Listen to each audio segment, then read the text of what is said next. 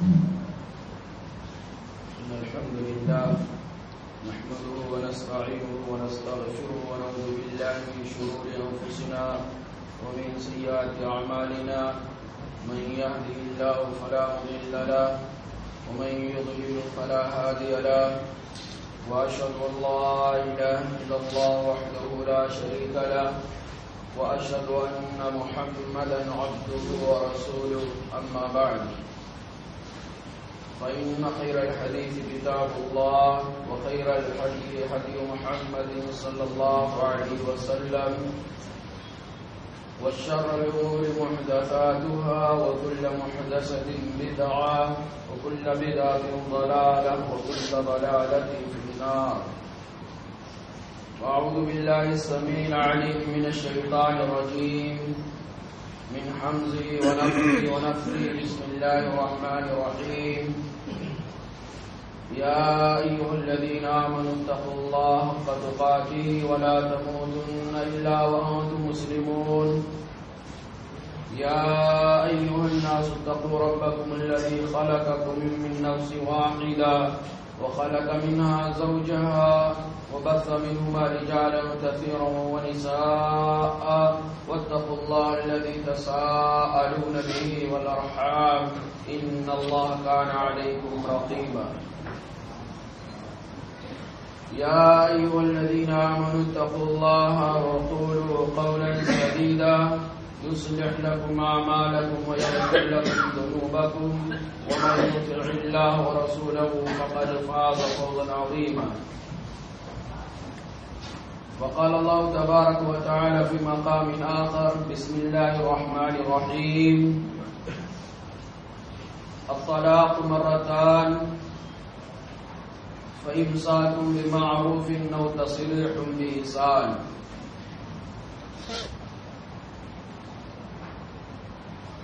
عن ابن عباس رضي الله تعالى عنه قال كان الطلاق على عهد رسول الله صلى الله عليه وسلم وأبي بكر رضي الله تعالى عنه وسنتين من خلافة عمر بن الخطاب رضي الله عنه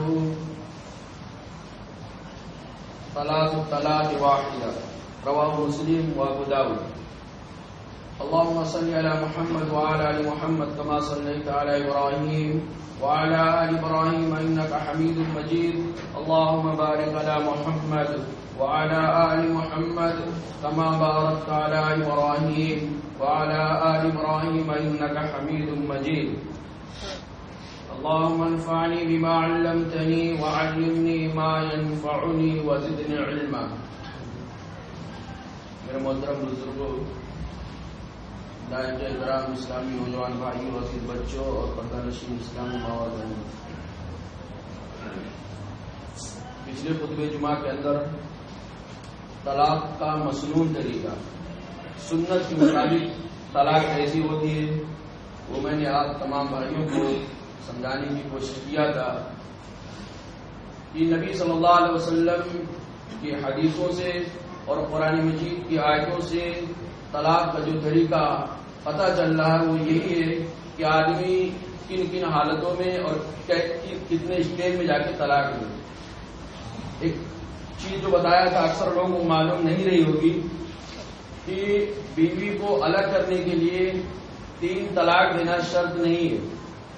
ایک طلاق سے بھی بیوی الگ ہو سکتی ہے، یعنی وہ آپ کی بیوی آپ کی زوجیت سے صرف ایک طلاق سے الگ ہو سکتی ہے. اس کی شرط یہ ہے کہ آپ نے ایک طلاق دیا ہو اور عدت گزر گئی ہو 3 مہینہ اور آپ نے رجوع نہ کیا ہو. ایک طلاق دیے اور عدت گزر گئی، آپ نے رجوع نہیں کیا، تو عدت گزرنے کے بعد وہ بیوی آپ کی اب نہیں رہے گی.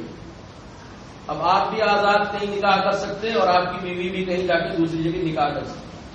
3 طلاق دینا شرط نہیں ہے، لیکن اس میں فائدہ یہ ہے ایک طلاق اگر آدمی دیتا ہے اور عدت گزر جاتی ہے رجوع نہیں کرتا تو اس میں فائدہ یہ ہے کہ اگر عورت نے دوسری جگہ کہیں شادی نہیں کیا، 6 مہینہ، سال بھر، 2 سال گزر گیا اور پھر دونوں آپس میں ملنا چاہتے ہیں، اپنی غلطی کا اعتراف کر کے اصلاح کی امید پر دوبارہ آنا چاہتے ہیں، تو تو ایک طلاق دے کر کے عدت ختم ہونے کے بعد فائدہ یہ ہے کہ اب چاہے 6 مہینہ، چاہے سال بھر، چاہے 2 سال گزر گیا ہے، آدمی نیا نکاح کر کے نیا مہر دے کے اسی عورت کو اپنی زوجیت میں لا سکتا، اس کو دوسری جگہ کہیں جانے کی ضرورت نہیں۔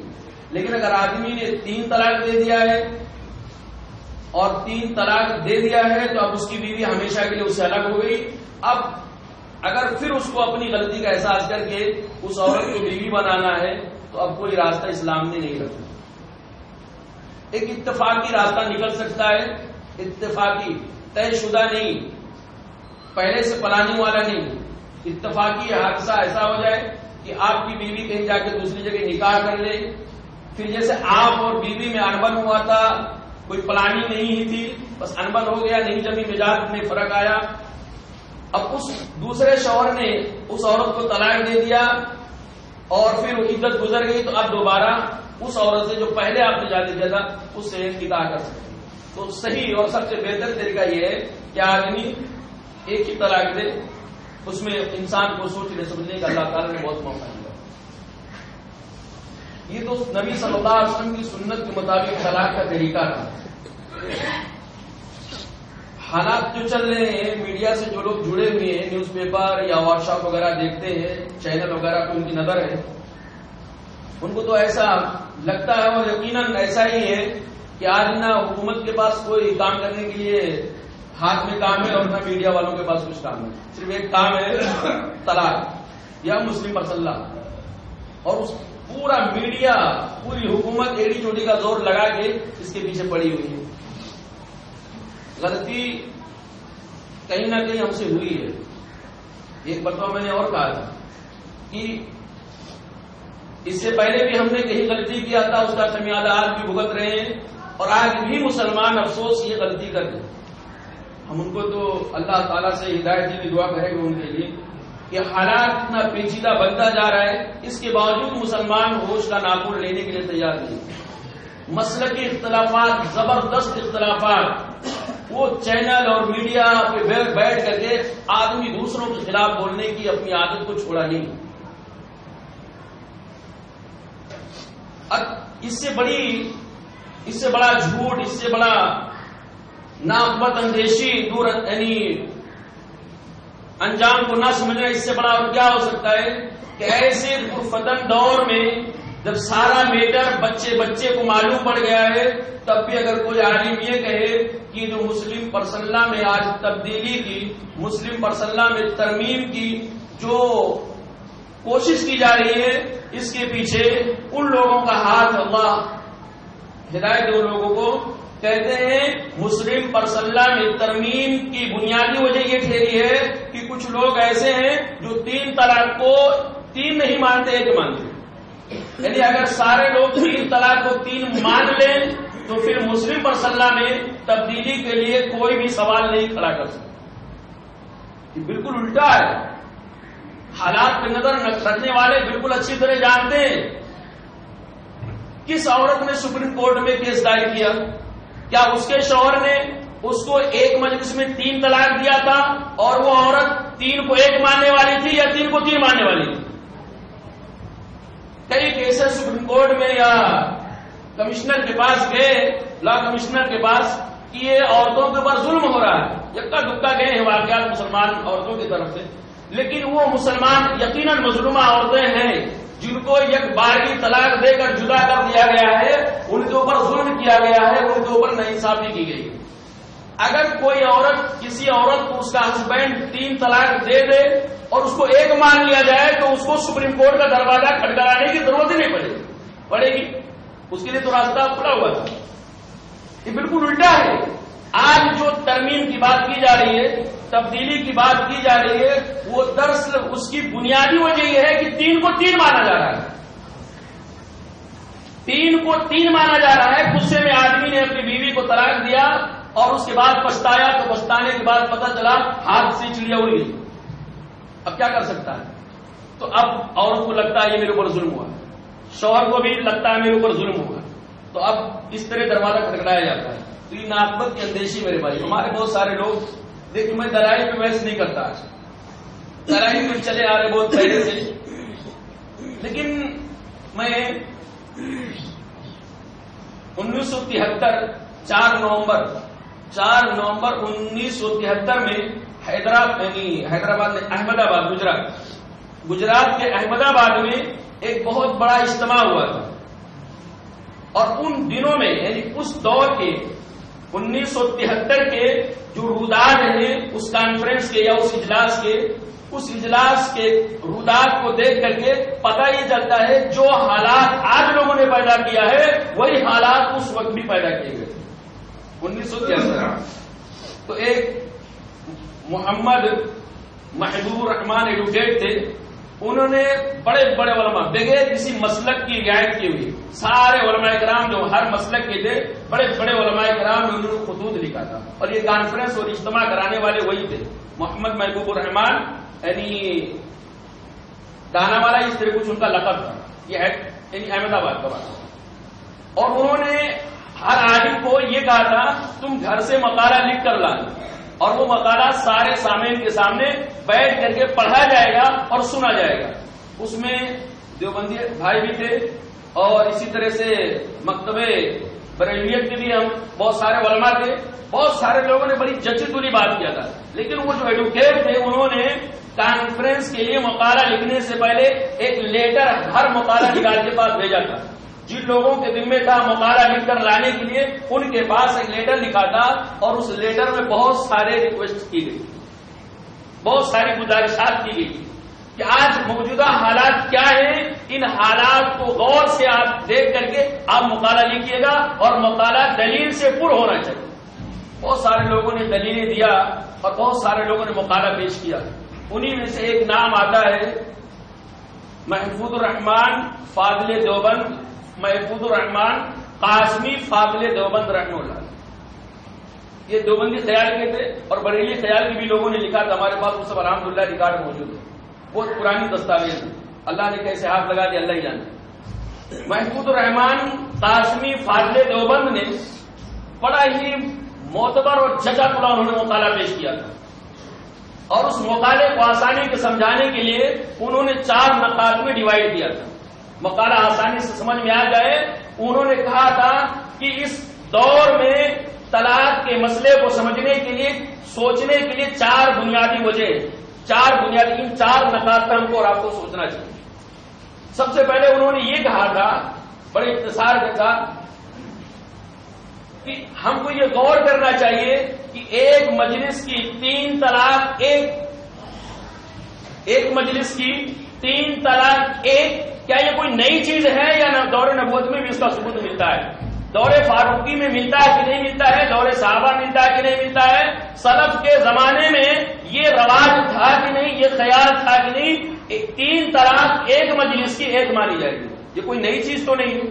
اگر کوئی ایسی دلیل ہے، کیا اس کی کوئی بیس ہے، کوئی بنیاد ہے کہ ایک مجلس کی 3 طلاق کو ایک مان لے جائے؟ کیا قرآن کی کوئی آیت ہے، قرآن نبی صلی اللہ علیہ وسلم کوئی حدیث ہے؟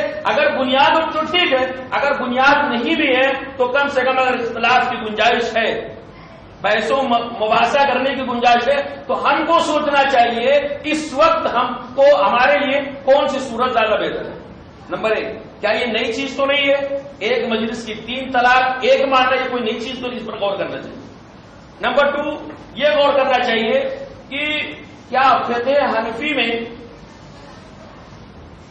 امام ابو حنیفہ رحمہ اللہ علیہ کے قول کو چھوڑ کر کے کسی اور دوسرے امام، کسی اور دوسرے مجتہد کی بات پر عمل کرنے کی گنجائش فقہ حنفی میں ہے کہ نہیں ہے، اس پر بھی غور کرنا چاہیے۔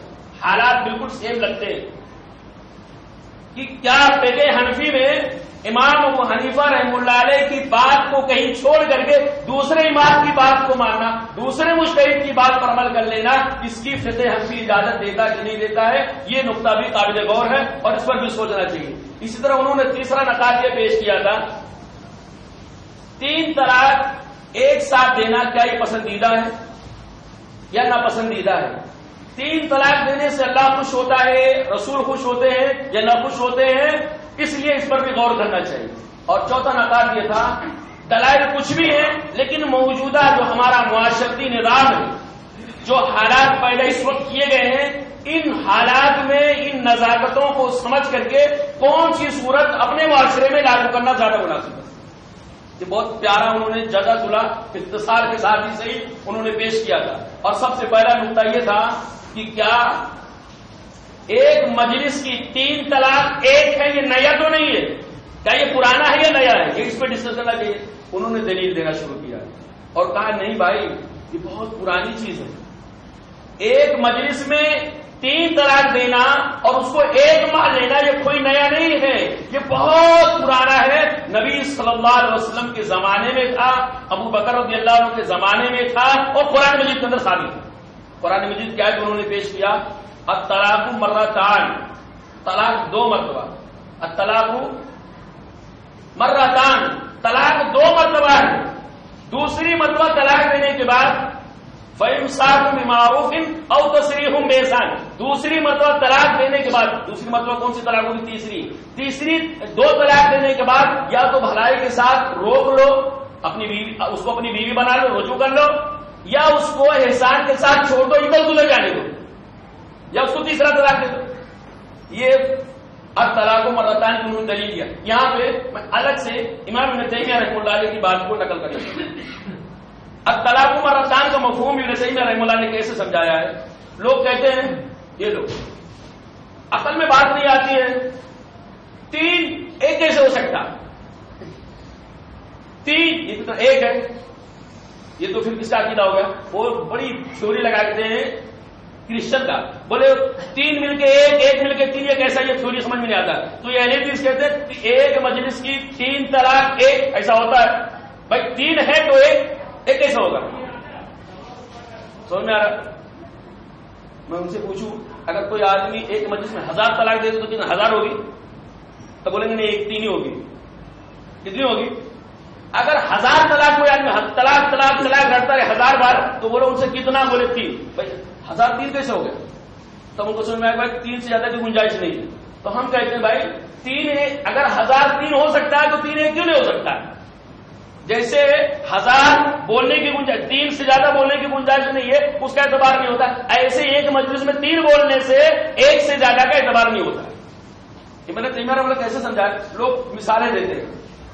میرے پاس 3 روپیہ ہے، میری ملکیت ہے نا، تو میں چاہوں ایک بار میں کوئی سامان خرید لوں 3 روپے کا، یا 1 روپے کا الگ الگ مہینے میں 3 خرید لوں. میری ملکیت ہے، میں جیسا چاہوں ویسا خرچہ کروں. بات بہت اچھی آ رہی ہے. صحیح بھائی 3 روپے ہماری ملکیت ہے، ہم جیسا چاہیں اسے استعمال کریں، چاہے ایک باری تینوں خرچ کر ڈالیں یا باری باری 1 روپیہ خرچ کریں. لیکن اللہ کے بندو، یہ ملکیت آپ کو کس نے دیا ہے؟ یہ تو سوچنا چاہیے. کس نے دیا ملکیت؟ آپ کو طلاق کی ملکیت، طلاق کا پاور کس نے دیا ہے؟ اللہ نے. تو جس اللہ نے آپ کو ملکیت دیا طلاق کا، اسی اللہ نے اس کو یوز کرنے کا طریقہ بھی بتایا کہ نہیں بتایا؟ بتایا نا کیسے یوز کرنے کا. آپ اگر تینوں ایک بار بھی خرچ کر دیتے تو اللہ کے نافرمان ہوئی کہ نہیں ہوئی؟ اس کا اعتبار ہوگا نہیں ہوگا؟ نہیں ہوگا. ایسے ہی حج کرنے جاتے، شیطان کو کنکری مارتے. کتنی کنکری؟ 7 کنکری ایک بار. 7 کنکری کتنی بار مارنا؟ 7 بار مارنا ہے. اگر کوئی آدمی ایک مٹھی لے اور اس میں 7 کنکری ہو جائے اور 7 کنکری ایک بار مارے تو کتنا ہوگا؟ 1 ہوگا. کتنا ہوگا؟ بولے ہم کو 7 کنکری مارنا تھا، ہم نے ایک بار میں مار دیا تو ہمارا کیوں نہیں ہوگا؟ نہیں ہوگا بھائی. سارے لوگ کہتے نہیں ہوگا. کیوں نہیں ہوگا؟ کیونکہ جس نے آپ کو بتایا ہے 7 کنکری مارنے کا، اس نے طریقہ بھی بتایا ہے. تو اگر آپ اس کے طریقے کے خلاف 7 میں 10 کنکری ایک مٹھی میں لے کے مار دیں گے تو آپ کا ایک ہی مرتبہ مانا جائے گا. ایسے ہی اگر آپ کو اللہ تعالیٰ نے طلاق کا اختیار دیا ہے، طلاق کی ملکیت دیا ہے، اور آپ تینوں کو ایک بار بھی یوز کر دیتے تو ایک ہی مانا جائے گا. جیسے وہاں پتھر کنکری مارنے میں 10 مارو 20 مارو 1 مانا جاتا ہے، ویسے ہی یا 3 مارو 3 طلاق دو 40 دو 50 دو وہ ایک ہی مانا جائے گا. تو اس کا اعتبار ایک ہی ہوگا. تو یہ میں منطق نہیں، یہ تو ان کا جواب. لیکن جو بنیادی چیز ہے محمود الرحمان قاسمی فاضل دیوبند رحمہ اللہ نے جو دیا ہے، انہوں نے سب سے پہلے تو یہ آیت کوٹ کیا کہ طلاق مرتان، طلاق 2 مرتبہ ہوتی ہے جس میں آدمی کو رجوع کرنے کا اختیار ہوتا ہے. اور اس کے بعد وہ کہتے ہیں کہ حضرت ابن عباس رضی اللہ تعالیٰ عنہ کا یہ قول امام مسلم رحمہ اللہ، امام مسلم اپنی صحیح کے اندر، کہیں دوسری کتاب میں نہیں، امام مسلم رحمہ اللہ علیہ اپنی کتاب صحیح مسلم کے اندر یہ روایت بیان کرتے ہیں کہ کان طلاق فی عہد رسول اللہ صلی اللہ علیہ وسلم و ابی بکر و سنتین من خلافت عمر طلاق واحدہ، کہ اللہ کے نبی صلی اللہ علیہ وسلم کے زمانے میں تب، یہ تو میری بات نہیں ہے، یہ محفوظ الرحمان قاسمی دیوبندی رحمہ اللہ کی بات ہے، انہوں نے یہ دلیل پیش کیا ہے کہ حضرت عبداللہ ابن عباس رضی اللہ تعالیٰ عنہ مفسر قرآن، جن کے دین کی فہمی کے لیے محمد رسول اللہ صلی اللہ علیہ وسلم نے دعا کیا تھا، اللہم فقہہ فی الدین، اللہ ان کو دین کی سمجھ دے دے، اللہ ان کو دین کی سمجھ دے دے، وہ کہتے ہیں کہ اللہ کے نبی صلی اللہ علیہ وسلم کے زمانے میں کتنا سال، 23 سالہ دور نبوت، وہ ابی بکر صدیق رضی اللہ، ابو بکر صدیق رضی اللہ تعالیٰ عنہ کے دور خلافت میں، وسنتین من خلافت عمر، اور عمر بن خطاب رضی اللہ تعالیٰ عنہ کی خلافت کے ابتدائی 2 سالوں تک ایک مجلس کی 3 طلاقیں واحدہ ایک مانی جاتی تھی۔ کتنی مانی جاتی تھی؟ ایک مانی جاتی تھی۔ لوگ کہتے ہیں اجماع ہو گیا، یہ ابتدا چیز، وہ کہتے ہیں محفوظ الرحمان کہ بھائی ایک مجلس کی 3 طلاق ایک ماننا یہ بہت پرانا ہے، پھر یہ اختلاف کہاں سے پیدا ہوا؟ لوگ پتہ نہیں کہاں کا گتھیاں لے کر آتے ہیں، کٹری بنا کے کہتے دیکھو صحابہ کا اجماع ہے، یہ صحابہ کا عمل، یہ صحابہ کا عمل، یہ صحابہ کا، ارے اللہ کے نبی کا بھی عمل کچھ ہے کہ نہیں؟ صحابہ کا عمل بالکل پرفیکٹ ہے، ہم اس میں انکار نہیں کرتے، لیکن صحابہ کرام کے جتنے فتوے ہیں وہ حضرت عمر رضی اللہ تعالیٰ عنہ کے 2 سالہ خلافت کے بعد کا ہے۔ حضرت عمر رضی اللہ تعالیٰ نے کیا کیا؟ 2 سال جب گزر گیا تو انہوں نے کہا ان الناس قد استعجلوا فی امر کانت له عناقب، ایک معاملہ، ایک ذمہ داری جس کے اندر مردوں کو اللہ تعالیٰ نے سوچنے سمجھنے کی صلاحیت دیا تھا، سوچنے سمجھنے کا موقع دیا تھا، ان لوگوں نے اس میں جلدی کیا، یعنی اللہ تعالیٰ نے طلاق کا طریقہ بتایا تھا، اسٹیپ بائی اسٹیپ طلاق دینا، ایک مرتبہ دے دینا، پھر سوچ سمجھ لینا، پھر دوسرا دینا ضرورت پڑے گی، پھر ضرورت پڑنے پر غور و فکر کرنے کے بعد پھر تیسرا دینا۔ تو اللہ حضرت عمر رضی اللہ تعالیٰ کہتے ہیں جس معاملے میں اللہ تعالیٰ نے انسانوں کو نرمی برتنے کا حکم دیا تھا، سوچنے سمجھنے سنجیدگی کے ساتھ فیصلہ کرنے کا اختیار دیا تھا، پھر لوگوں نے جلدبازی کیا۔ اب اگر میں ایک مجلس کی 3 طلاق کو 3 لاگو کر دوں گا تو لوگ ڈر جائیں گے، تو پھر طلاق نہیں دیں گے، بولے 3 دیا نا تو ختم، تو آپ ڈر جائیں گے اور طلاق کی شرح کم ہو جائے گی۔ تو حضرت عمر رضی اللہ تعالیٰ عنہ نے ایک مجلس کی 3 طلاق کو 3 کہہ دیا، یہ صحیح مسلم کی روایت۔ اب ہمارے بہت سارے بھائی کیا کہتے ہیں؟ یہ حدیث ضعیف ہے، صحیح مسلم کی حدیث پہ آدمی کہے ضعیف ہے، اس کے علم دانی کا کیا اندازہ لگایا جائے؟ اور کمال یہ ہے، تعجب یہ ہے، ہوشیاری اور مکاری کے لیے یہ ہے کہ کہتے ہیں اس حدیث کا پہلا حصہ ضعیف ہے، بعد والا صحیح ہے۔ ایسا کوئی اصول جرح و تعدیل میں ہے ہی نہیں، حدیث کی صحت کے لیے کوئی اصول ہے ہی نہیں کہ اگر کسی حدیث کا سند ضعیف ہے تو اس کا آدھا حصہ صحیح ہو جائے گا اور آدھا حصہ ضعیف ہو جائے گا۔ ہم یعنی کتاب و سنت کی اصلی بات آتی ہے کہ اللہ کے رسول کے زمانے میں 3 طلاق 1، ابو بکر کے زمانے میں 3 طلاق 1، عمر رضی اللہ تعالیٰ کی خلافت کے ابتدائی 2 زمانوں میں 3 طلاق 1، تو بولتے یہ ضعیف ہو گیا، بعد والا ہاں عمر رضی اللہ تعالیٰ 3 کو، اور یہ دلیل دیتے ہیں حضرت عمر بن خطاب رضی اللہ تعالیٰ عنہ جیسے جلیل القدر صحابی کہ اگر نبوت کا سلسلہ بند نہیں ہوتا تو فرشتہ ان پر آتا، ان کا فیصلہ ہے ایک مجلس کی 3 طلاق 3 ہوتی ہے۔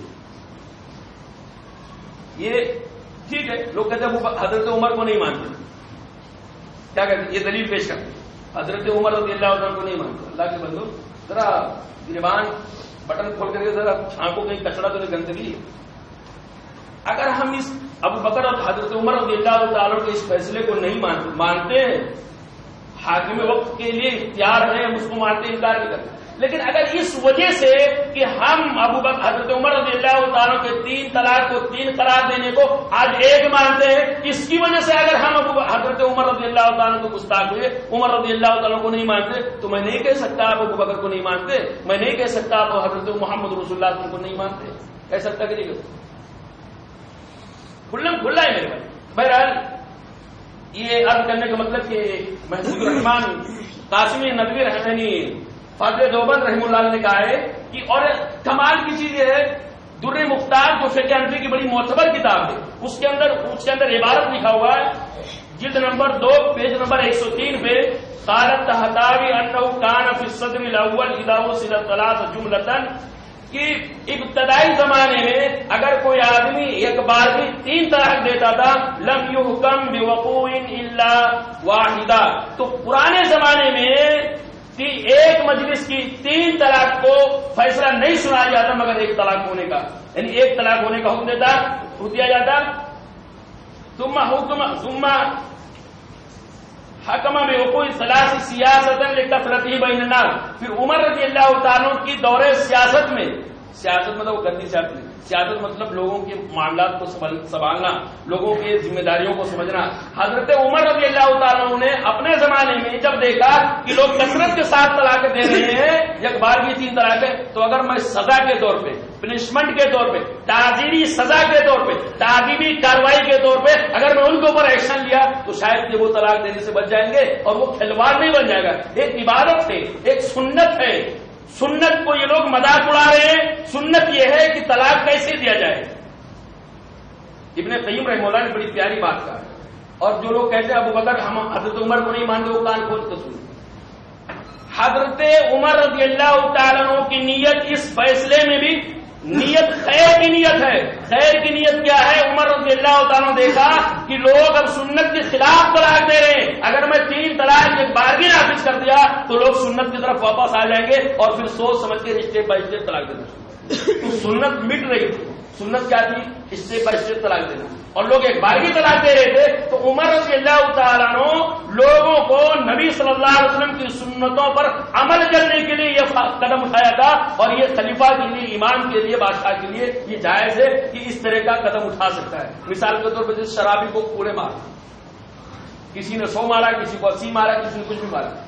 بے نمازی کو سزا دینے کا معاملہ، بے نمازی کو سزا دینے کا معاملہ الگ الگ لوگوں نے بیان کیا ہے، اور یہ خلیفہ کے اس پر ڈیپینڈ ہوتا ہے کہ حالات کیا تقاضا کرتے ہیں. بہرحال 3 طلاق، اور علامہ شبلی نعمانی رحمہ اللہ علیہ جن کی کتاب ہے الفاروق، حضرت عمر بن خطاب، حضرت عمر رضی اللہ تعالیٰ عنہ کی سیرت پر، انہوں نے اولیات مطلب انفرادی معاملہ، جنہوں نے پہلے قدم اٹھایا، اولیات اول سے جنہوں نے پہلا قدم اٹھایا ہے، تو حضرت عمر رضی اللہ تعالیٰ عنہ جو کام سب سے پہلے کیا ان میں یہ طلاق ثلاثہ کا بھی میٹر آتا ہے کہ حضرت عمر رضی اللہ عنہ پہلی وہ شخصیت ہے جنہوں نے ایک مجلس کی 3 طلاق کو 3 نافذ کر دیا تھا. باقی اس سے پہلے ایک مجلس کی 3 طلاق ایک مانی گئی.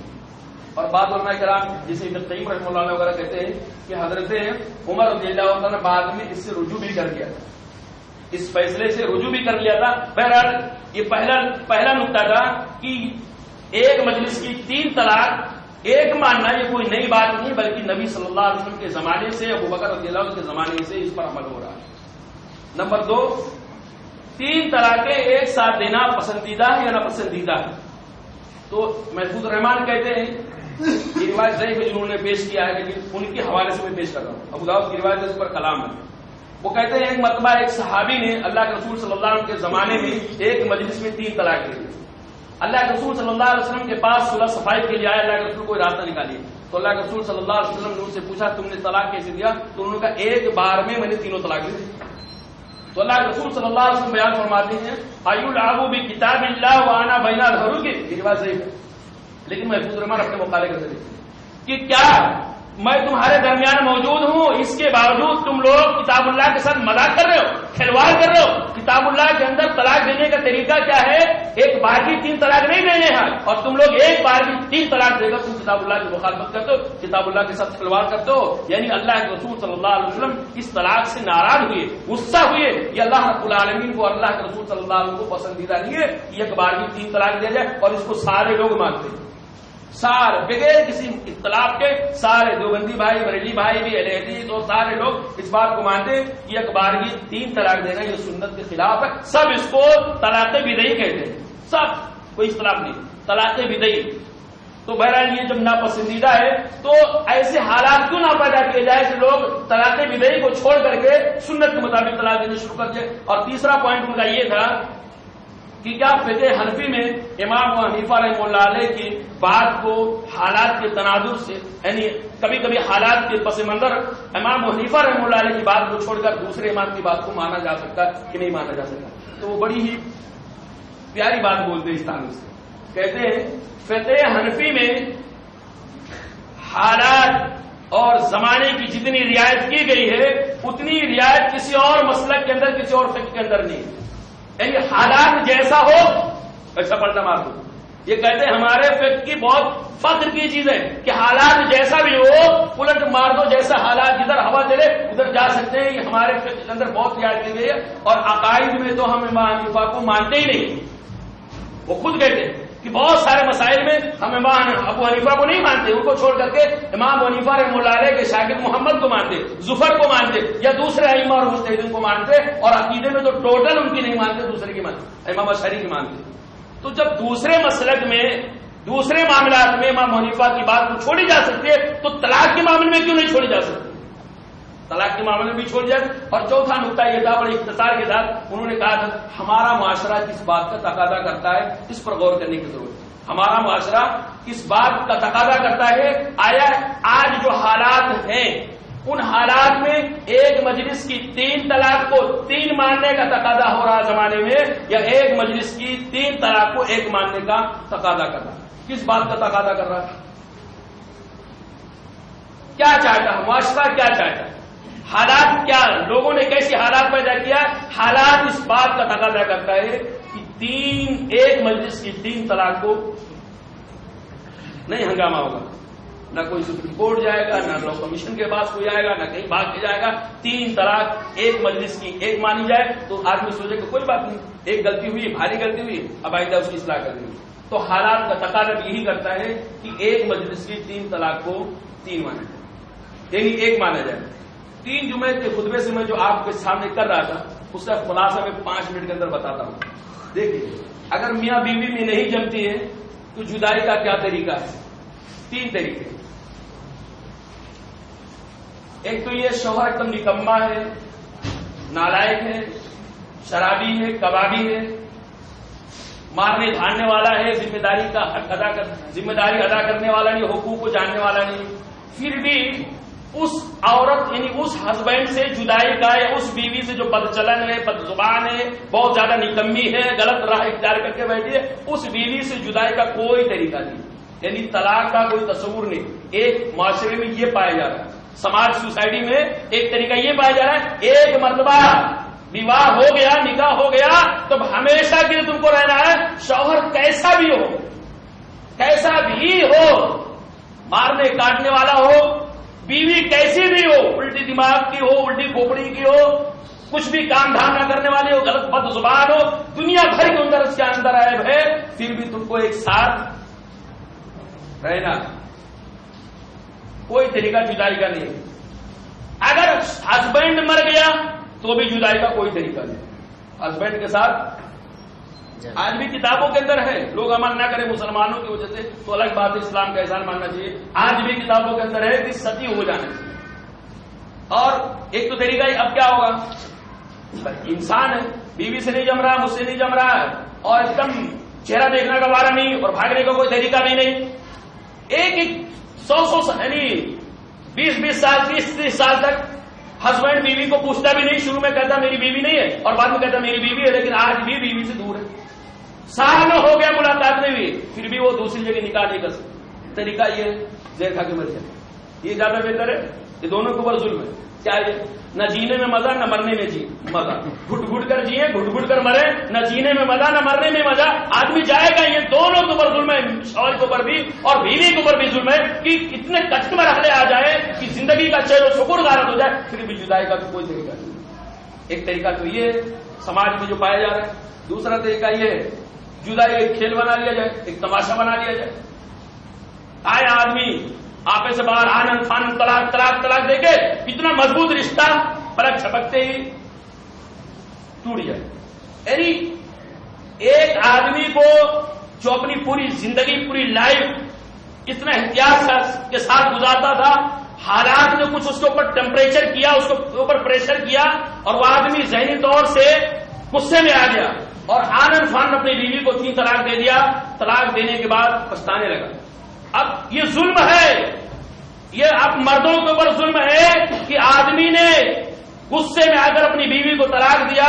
اب اس کو سوچنے کا موقع نہ دیا جائے, سمجھنے کا موقع نہ دیا جائے, سنجیدگی کے ساتھ فیصلہ کرنے کا موقع نہ دیا جائے, آنن فان اس کو جدا کر دیا جائے. الگ یہ ہے اب اگر میاں بیوی ایک ساتھ رہنا ہے تو بیوی کو حلالے کی چھری پہ چڑھا دو. غلطی کسی کی اور سزا, غلطی کسی کی, غصے میں آگے شوہر نے طلاق دیا اور سزا بیوی کو دیا جا رہا ہے اور حلالہ شریف کرایا جا رہا ہے, جس کے بارے میں اللہ کے رسول صلی اللہ علیہ وسلم بولتے ہیں. یہ انتہائی کھیل ہو گئے بچوں کا. میاں بیوی میں انبن ہو رہا ہے تو ایک طرف بالکل رہنا ہے, کچھ بھی ہو جائے, مار کھاؤ پیٹ کھاؤ زہر کھاؤ, کچھ بھی رہے ساتھ رہنا, اور دوسری طرف ایک کھیل ہو گیا, کوئی بھی آئے طلاق طلاق, یہ کھیل ہو گیا. اسلام نہ اس سختی کو پسند کرتا ہے اور نہ اس بچوں کے کھیل کو پسند کرتا ہے کہ اتنی محنت اور اتنے پیار اور محبت کے ساتھ چلتی ہوئی زندگی میں کبھی قرار نہیں پیدا ہوا, بس آیا آدمی واپس سے جذبات میں اور مار دیا دنا دن. کبھی ہوتا ہے ایسا, بہت ایسے طلاق ہوتے ہیں کہ میاں بیوی میں کبھی کوئی اختلاف نہیں تھا, کبھی انبن نہیں ہوا, لیکن آدمی آفس آیا, باس نے کچھ پریشر کیا یا کوئی مصیبت اس کے اوپر آ گئی, ٹینشن, اور وہ آدمی آیا بیوی کے مزاج کو خلاف مزاج سمجھا اور اس نے فوراً ڈال دیا. اب آدمی 95% لوگ پچھتاتے. اب اس کا حل کیا ہے؟ بیوی تو تیار نہیں ہونا لگتی.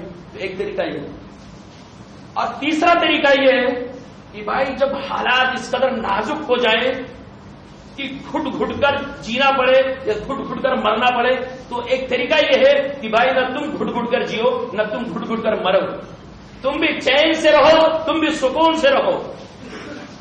آسان طریقے سے طلاق دے دو, لیکن سوچ لو, سمجھنے کا موقع دے دو, سنجیدگی کے ساتھ فیصلہ کرنے کا تم کو موقع دیا جا رہا, اختیار دیا جا رہا ہے, مہلت دیا جا رہا ہے. اس سوچنے سمجھنے کے پیریڈ کو تم سوچنے سمجھنے میں استعمال کرو اور کافی غور و خوض کر کے اگر یہ لگتا ہے کہ بیوی سے الگ ہونا ہمیں بہتر ہے تو بیوی سے الگ ہو جاؤ, اس امید پہ کہ تم کو کوئی دوسری بیوی اچھی مل جائے گی جس سے تمہارا سکون دوبارہ ہو جائے گا, اور اس کو کہیں دوسرا ہسبینڈ اچھا مل جائے گا جس سے اس کا سکون بالا ہو جائے گا. نہ اس کو گھٹ گھٹ کر مرنے کی ضرورت پڑے گی, نہ اس کو گھٹ گھٹ کر. کون سا طریقہ بہتر ہے؟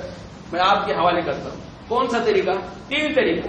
جدائی ہو ہی نہیں سکتی, کھیل ہے کھیل, آنن فانن زندگی پوری برباد. تیسرا ہے کہ سوچ لو, سمجھ لو, غور کر لو, فکر کر لو, سوچو کہ کیا بہتر ہمارے لیے, یہ بہتر طریقہ ہے. کون سا بہتر؟ یہ عوام فیصلہ کرے گا. انہی چند کلمات کے ساتھ میں اللہ تعالیٰ سے یہ دعا کرتا ہوں کہ اللہ تعالیٰ جو حالات لوگوں نے پیدا کیا ہے ان حالات کو مسلمانوں کے حق میں بہتر بنا دے. اللہ تعالیٰ اس بات کی سمجھ عطا فرما کہ امت کے علماء, بڑے بڑے علماء یکجٹ ہو کر بیٹھے اور دلائل جو بھی حالات جس چیز کا تقاضا کرتا ہے, یہ موجودہ حالات جن صورتوں پر عمل کرنے کا زیادہ تقاضا کرتا ہے, اس تقاضے کو امت کے علماء کو اللہ تعالیٰ پورا کرنے کی توفیق عطا فرمائے. اللہ تعالیٰ سارے مسلمانوں کو کتاب و سنت کی روشنی میں صحیح موقف اختیار کرنے کی توفیق عطا فرما. قولی هذا استغفر الله لي ولكم ولسائر المسلمين فاستغفروه انه هو الغفور الرحيم.